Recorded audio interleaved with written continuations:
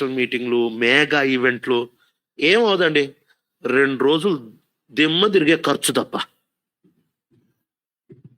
ఏమవుతుంది. భలే జరిగింది బాబా.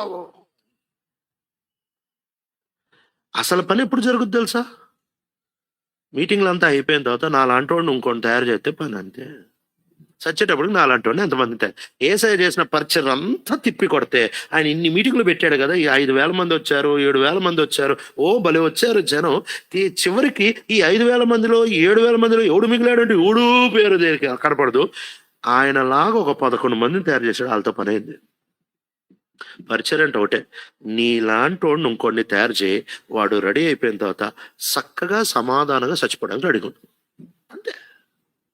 నీలాంటి వాడు రెడీ అయిపోయిన తర్వాత చచ్చిపోవడానికి, రిటైర్ అయిపోవడానికి రెడీగా ఉండాలి అంతే. ఇదే క్రైస్తవ పరిచర్య. పరిశుద్ధాత్మ దేవుడు స్వేచ్ఛగా పని చేయకపోతే ఈ మనస్సు రాదు. ఓ సంఘటన చెప్పిన, జరిగిన సంఘటన. బ్రూస్ విల్కిన్సన్ అని ఒక ఆయన ఉన్నాడు. ఆయన, నేను మాట తప్పాను, నా టైం దాటుతుంది కానీ ముగిచ్చేస్తాను. బ్రూస్ విల్కిన్సన్ అనే ఈయన దలాస్ థియలాజికల్ సెమినరీలో చదువుకున్నాడు.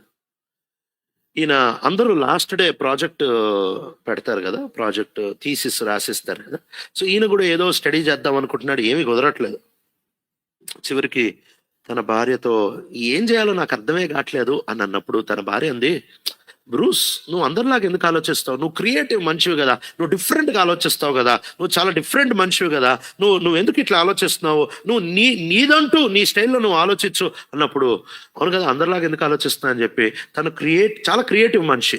సో క్రియేటివిటీగా ఆయన ఆలోచించి బైబిల్ మొత్తాన్ని 440 హ్యాండ్ సైన్స్తో మొత్తం బైబిల్ స్టోరీని ఆయన థీసిస్గా తయారు చేసుకొని ఆ దలాస్ థియలాజికల్ సెమినరీలో ఆయన ప్రజెంట్ చేసినప్పుడు 6 గంటలు కాలేజ్ అట్లా కూర్చొని ఉంటే ఆది కాండం నుంచి ప్రకటన గ్రంథం వరకు 440 హ్యాండ్ సైన్స్తో మొత్తం బైబిల్ చెప్పేశాడు. అలా చిన్న థీసిస్గా ఆరంభమైంది, ఇది ఒక పెద్ద మినిస్ట్రీగా మారిపోయింది. వాక్ త్రూ ద బైబిల్ అనే ఒక సేవగా స్టార్ట్ అయింది. వాక్ త్రూ ద బైబిల్గా స్టార్ట్ అయ్యి 100 దేశాల్లోనికి మినిస్ట్రీ వెళ్ళిపోయింది. 100 కంట్రీస్. అమెరికాలో పెద్ద ఆఫీస్ వాక్ త్రూ ద బైబిల్కి. ఇంత విరివిగా పరిచర్య జరుగుతూ ఉంటున్నప్పుడు ఒక దినాన్న ఆయన యోహాను 15 చదువుతున్నాడంట. ఆ యోహాను 15 చదువుతూ ఉంటున్నప్పుడు, ఫలించెడు ప్రతి తీగను ఆయన కత్తిరించును.